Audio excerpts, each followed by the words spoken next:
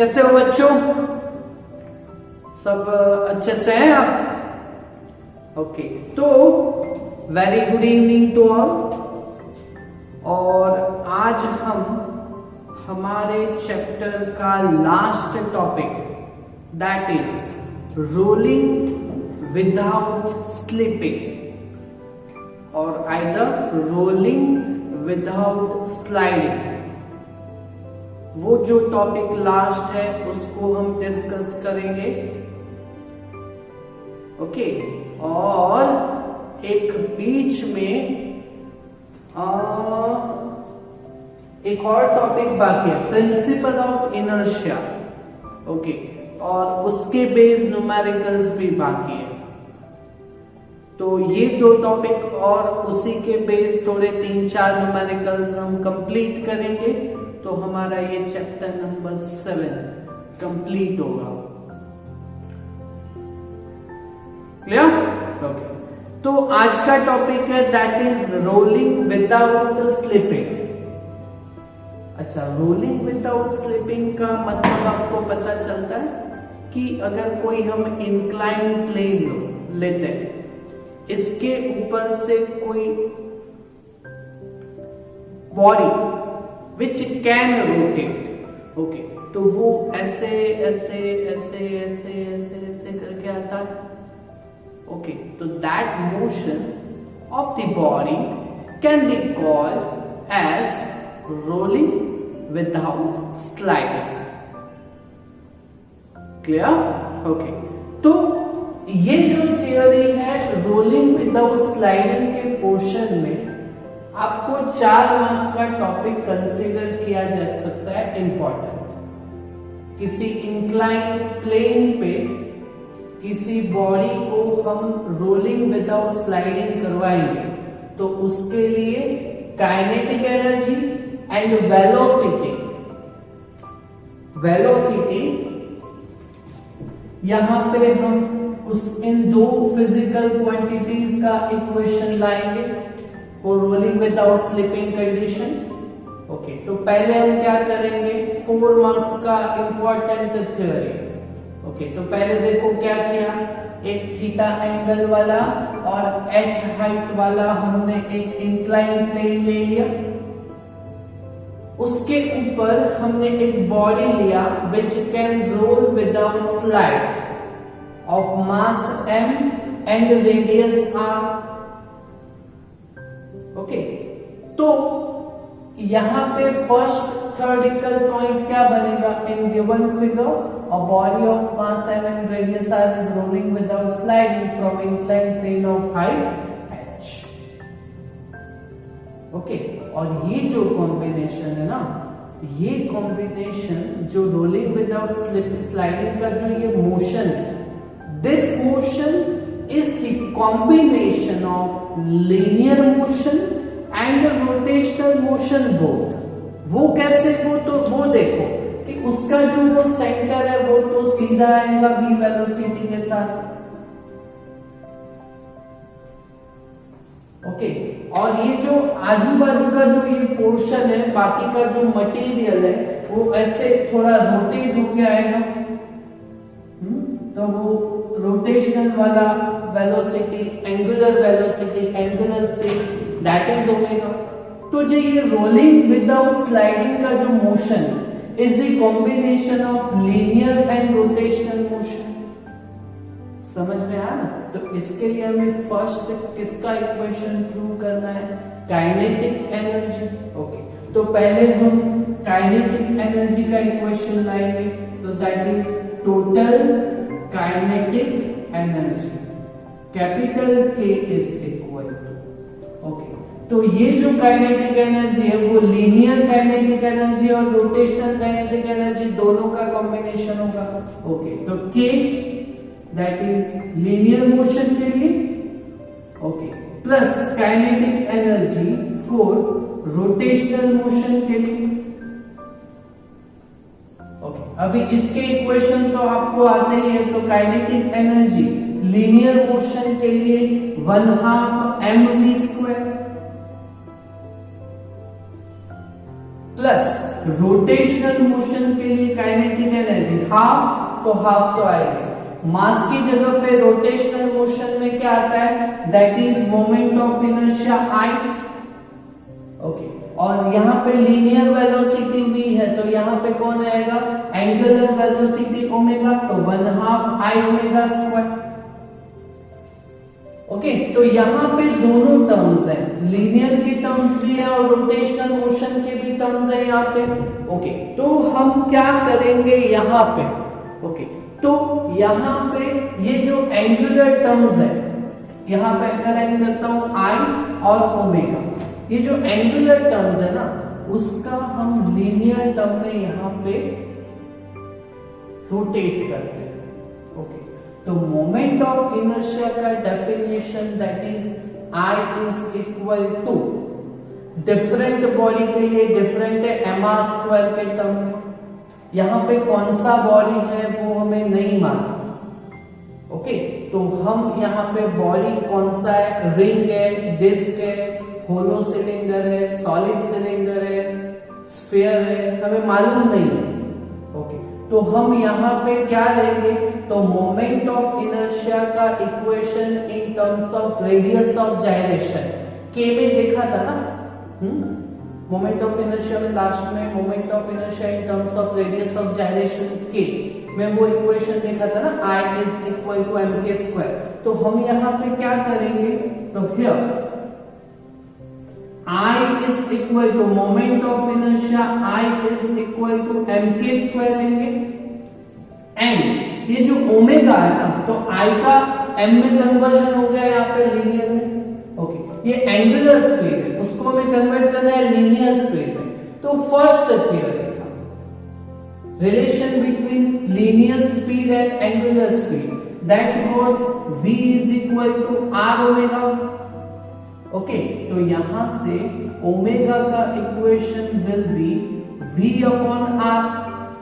Okay, यहाँ पे radius capital R लिया हुआ है, तो capital omega is equal to v upon r होगा। तो ये जो दो टर्म्स है लास्ट, उसके इक्वेशन हम यहाँ पे रखेंगे। तो kinetic energy K is equal to 1/2 mv square plus 1/2, यहाँ पे moment of inertia that is mk square, और ओमेगा की जगह पे लिखेंगे हम v बाय r, बट यहाँ पे ओमेगा स्क्वायर है, तो क्या लिखेंगे, v square by r square. Clear?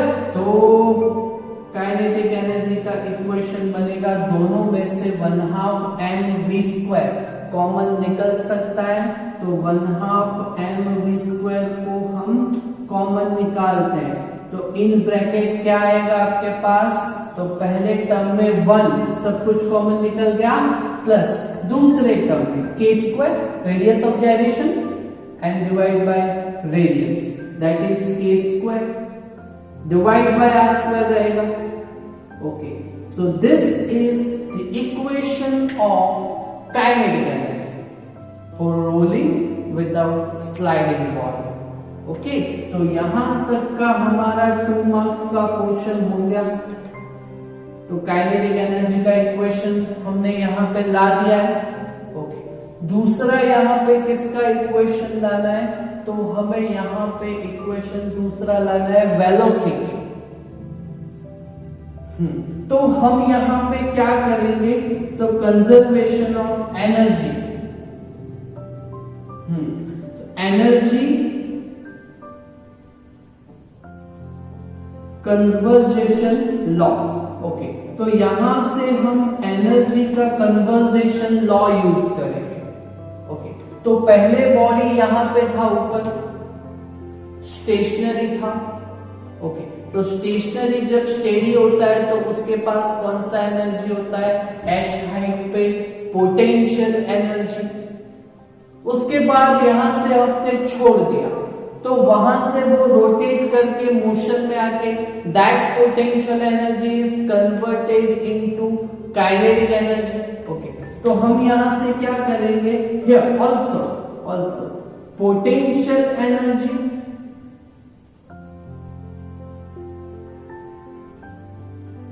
Is equal to kinetic energy,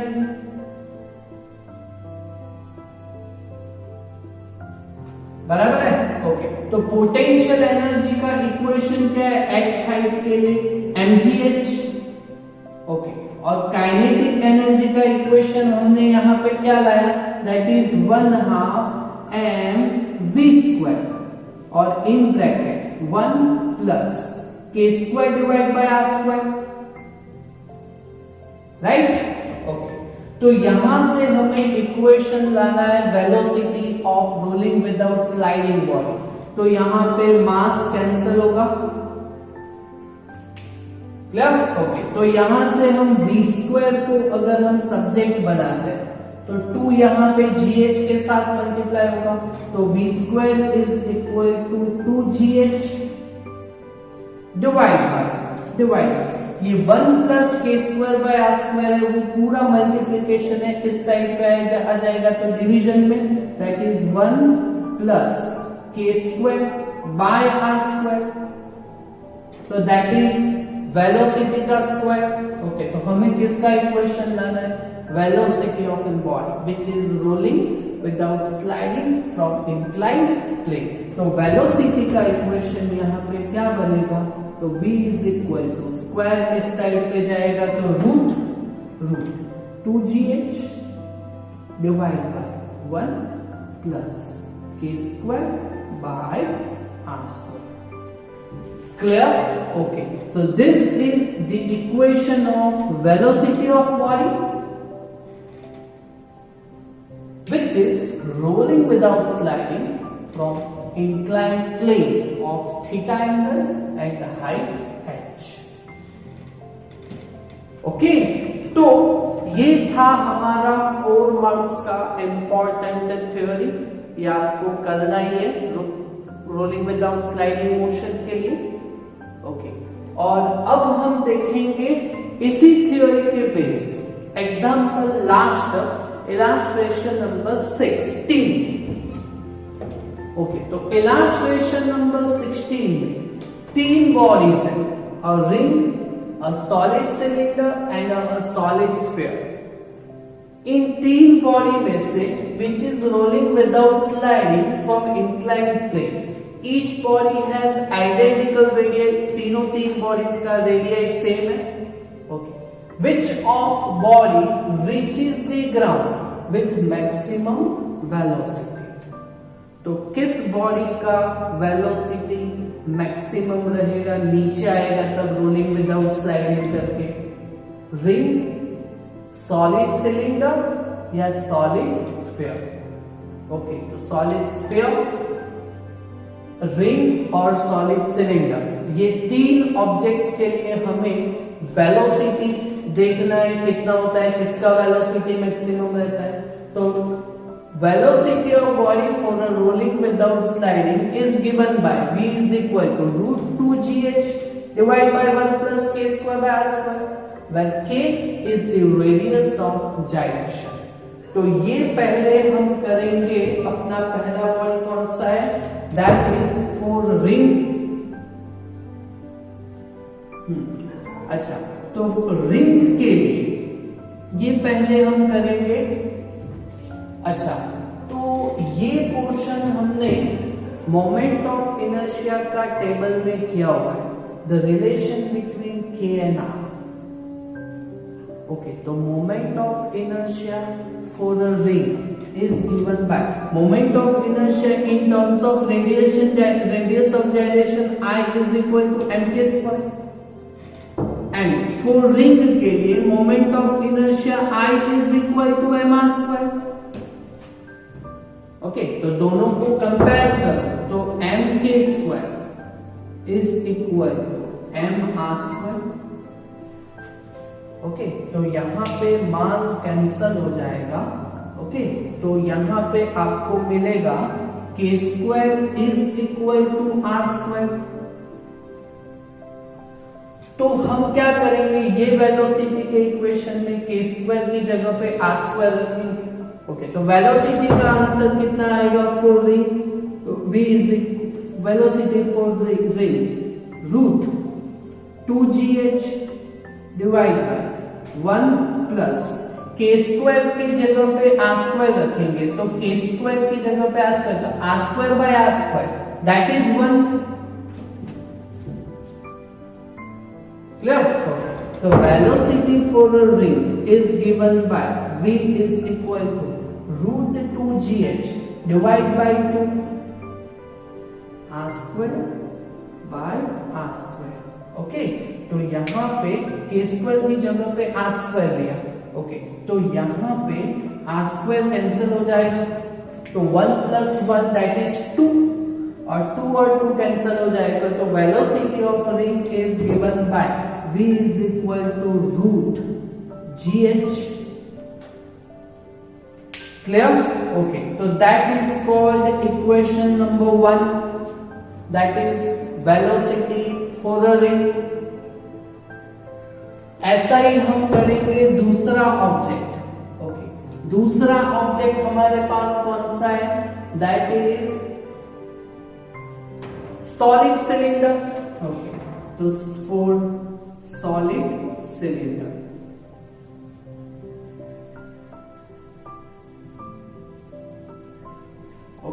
तो फॉर सॉलिड सिलेंडर ये पोर्शन वापस करते हैं, तो moment of inertia I in radius of gyration I is equal to mk square.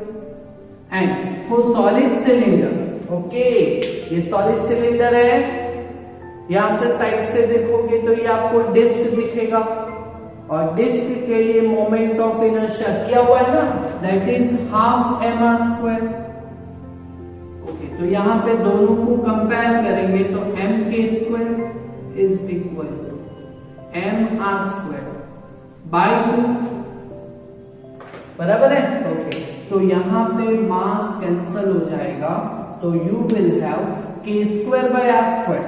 Okay, तो k square is equal to r square by 2 मिलेगा आपको, k square की जगह पे क्या मिलेगा, r स्क्वायर बाय 2 मिलेगा।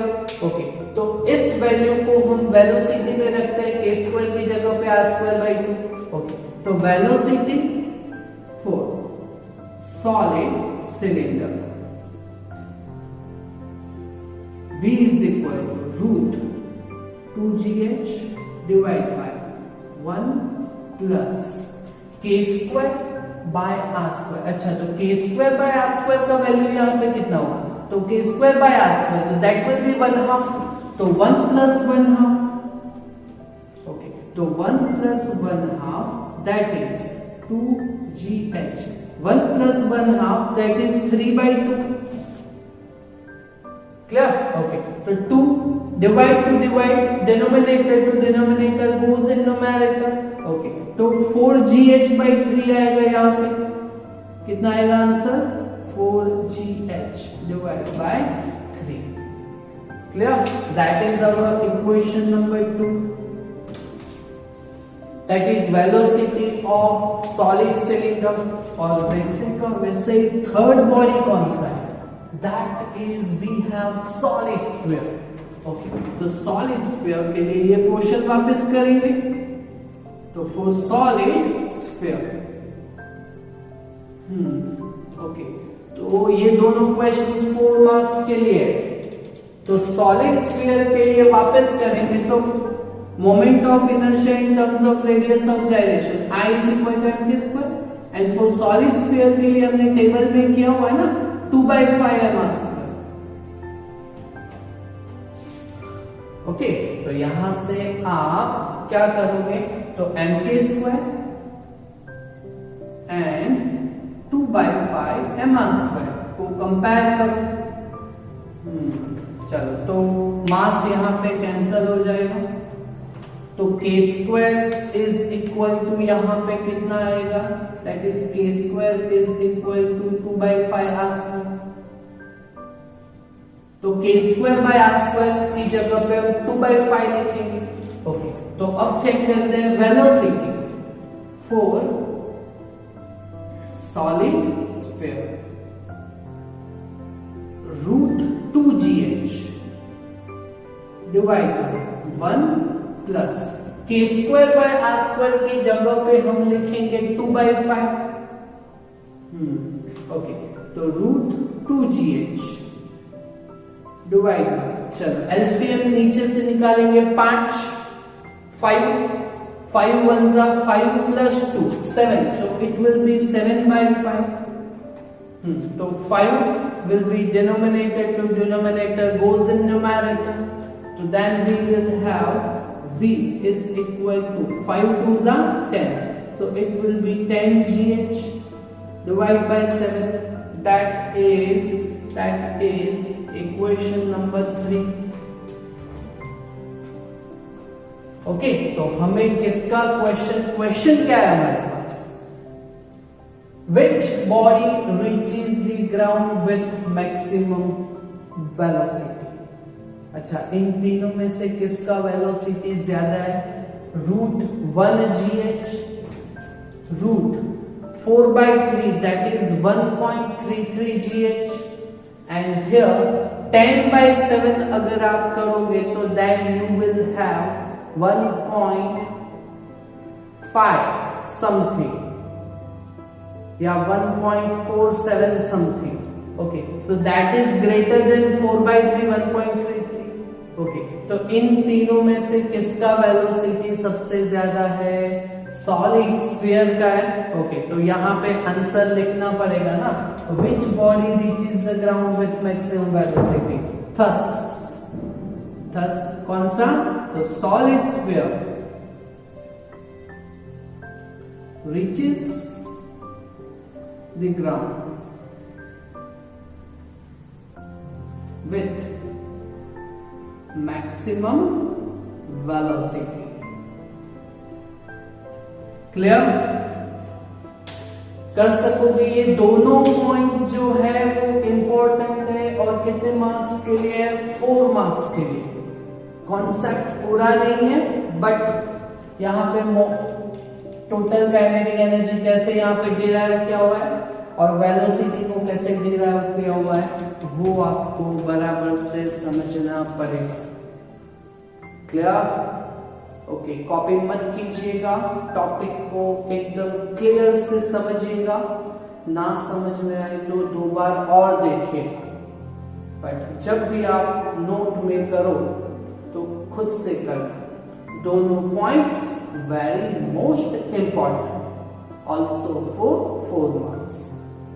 Okay, thank you very much.